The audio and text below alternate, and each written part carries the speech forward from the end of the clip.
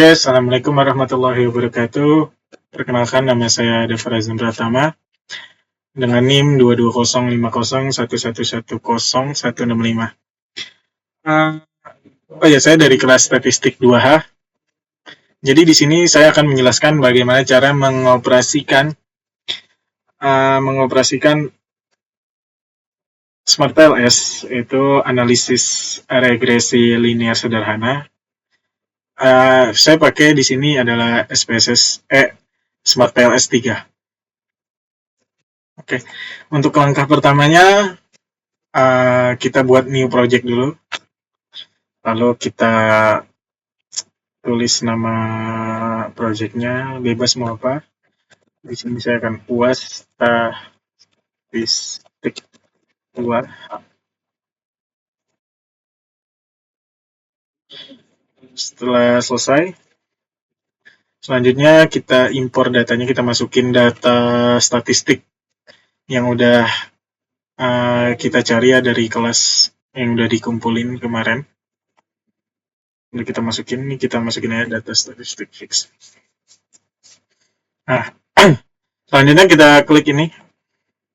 Nah, di sini ada indikator dari indikator LK, TR, BK, sama KL. Di sini kita copy aja kayak gini. Nah, kita buat dia chartnya atau apa namanya, kita buat grafiknya. Nah, caranya kayak tadi, kayak gitu. Selanjutnya terus sampai TR sampai KL ini ya. Misalnya itu TR.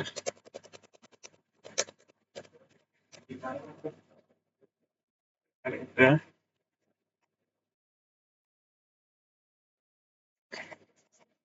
Selanjutnya BK.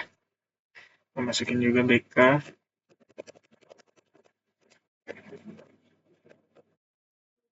Kita masukin film dulu.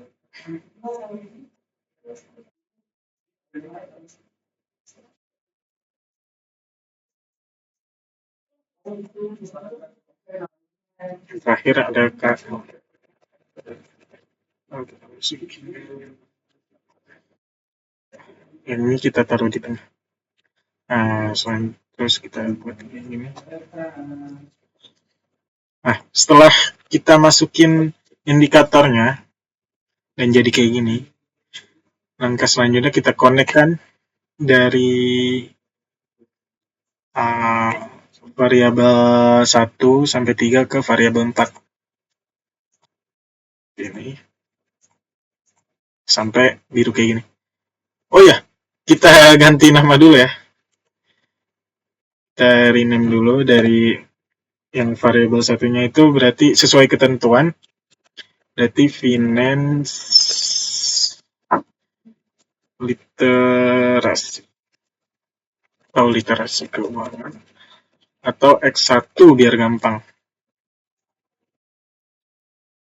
Kita rename aja.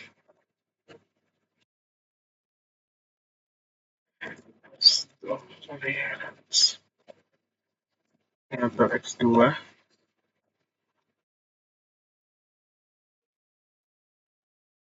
Lalu kita rename juga cognitive bias.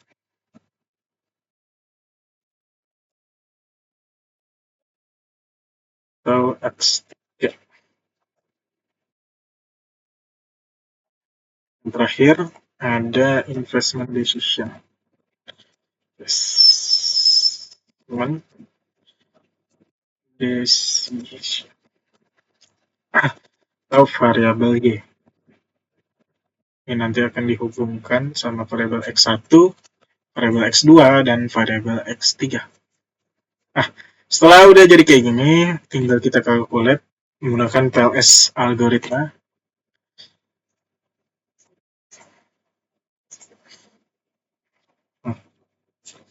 Setelah kita calculate tadi, kita lihat hasilnya di outer loading. Nah, kita lihat di outer loading sini ada yang merah, juga ada yang hijau. Yang merah ini itu artinya nilainya itu belum memenuhi kriteria, sementara yang hijau ini udah memenuhi kriteria. Nah, kriterianya itu apa? Kriterianya itu ketika nilainya itu di atas 0,7. Itu berarti sudah memenuhi kriteria, kayak contohnya ini. Nah, ini di atas 0,7, itu hijau berarti sudah memenuhi kriteria. Sementara yang merah ini enggak. Langkah selanjutnya, kita hapus aja nih yang merah ini, yang tidak memenuhi kriteria, di chartnya ini. Misalkan,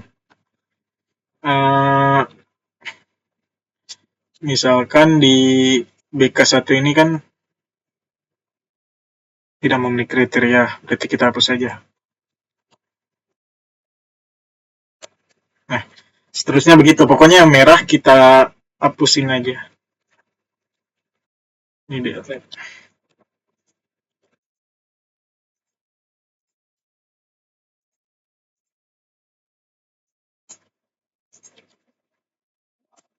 Nah, selanjutnya yang finance nih kita delete dulu ya.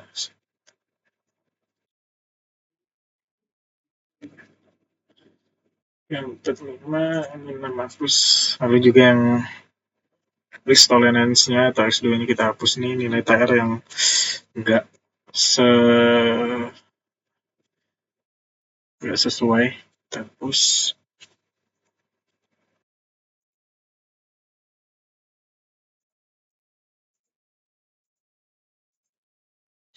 Lanjutnya yang terakhir, investment decision-nya juga kita hapus yang nggak sesuai kriterianya.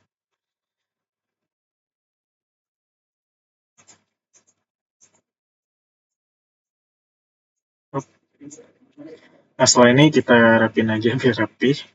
Kayak gini aja. Nah, langkah selanjutnya kita calculate lagi nih. Pakai PLS algoritma lagi. Start calculation. Nah, kita lihat lagi overloading-nya. Nah, di sini kita lihat menyisakan, kalau tadi kan banyak merah ya. Di sini kita lihat sisa hijau doang. Berarti datanya semua ini udah sesuai kriteria karena udah di atas 0,7. Datanya itu udah di atas 0,7. Nah, kita lihat juga di construct reliability-nya. Nah, kita lihat di AV-nya ini, atau average variance extract-nya itu, ini udah hijau semua. Berarti datanya itu emang udah valid atau udah memenuhi kriteria. Selanjutnya kita akan melakukan uji reliabilitas. Nah, melakukan uji reliabilitas ini ada dua metode. Yang pertama dengan melihat Cronbach alpha-nya, sama composite reliability-nya. Yang pertama kita lihat Cronbach alpha-nya. Kriteria adalah jika nilainya itu di atas 0,5 atau mendekati 0,6, berarti asumsi reliabilitasnya itu sudah terpenuhi gitu. Nah, kita lihat di sini semuanya udah di atas 0,5.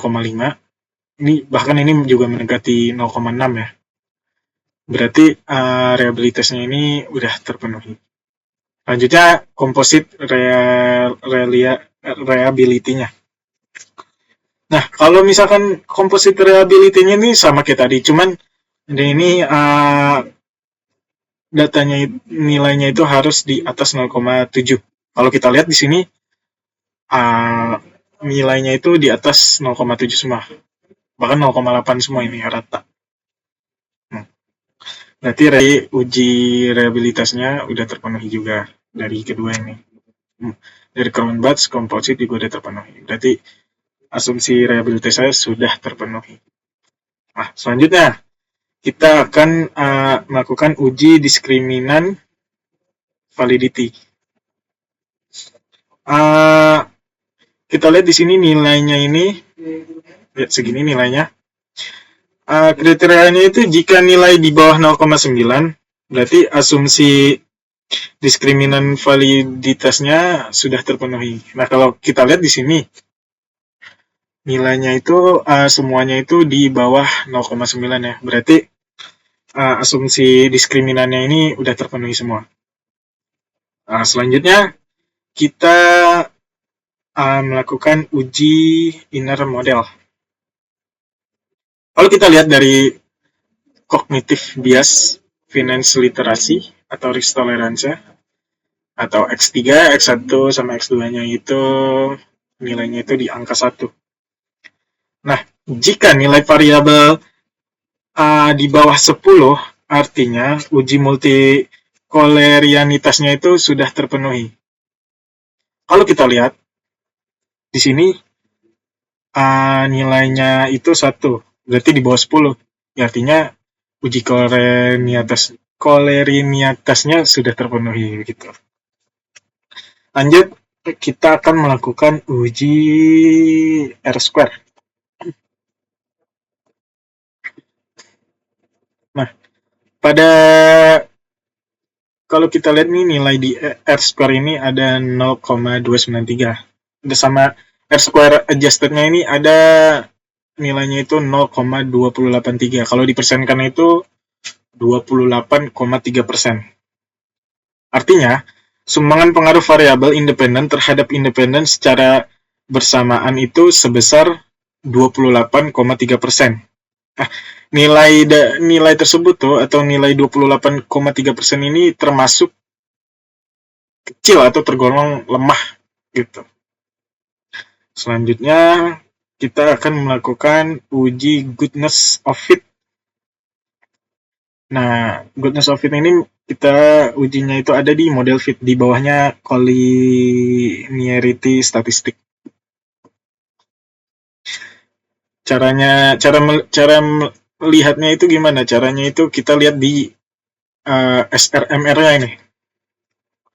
Kalau misalkan data SRMR-nya itu di bawah 0,10, berarti datanya itu udah fit, modelnya udah fit. Nah, kalau kita lihat di sini nilai dari SRMR itu 0,080. Ini juga 0,080. Berarti artinya datanya itu udah fit gitu. Selanjutnya ada uji F-square. Nah, ini uji F-square.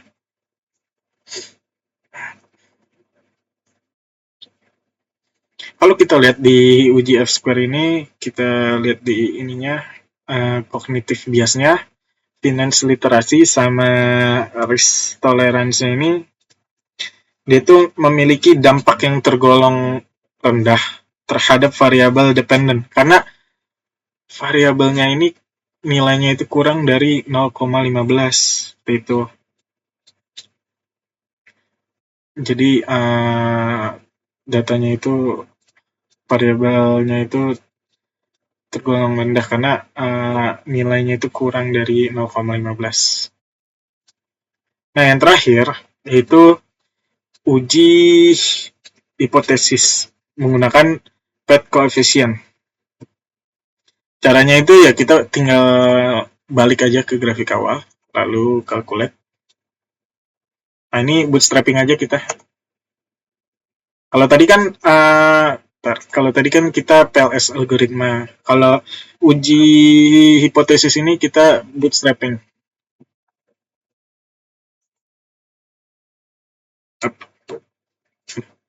Di sini langsung terpampang ya nilainya itu dari cognitive bias, finance literacy, sama risk tolerance-nya udah ketahuan.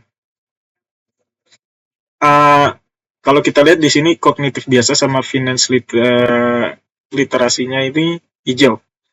Karena berarti artinya signifikan. Karena ya sesuai kriteria, yaitu di bawah 0,5 nilainya gitu. Nah, sementara risk tolerance ini tidak signifikan. Karena apa? Karena ya nilainya itu di atas 0,5 seperti itu. Mungkin itu saja dari saya mengenai pengerjaan atau pengoperasian SmartPLS 3 untuk analisis regresi linear sederhana. Kurang lebihnya mohon maaf. Syukran. Assalamualaikum warahmatullahi wabarakatuh.